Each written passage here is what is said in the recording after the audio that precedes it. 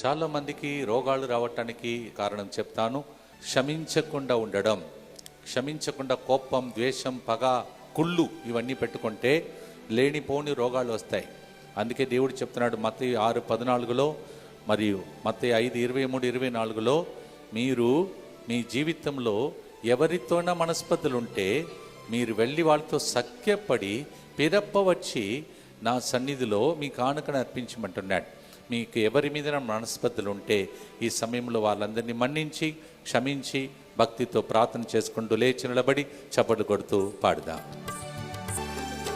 క్షమించలేని వేషముతో రోగినైతినయ్యా, క్షమించలేక దోషములతో రోగినైతినయ్యా, క్షమించే వరమిచ్చి స్వస్థపరచి బాగు చేయుమయ్యా.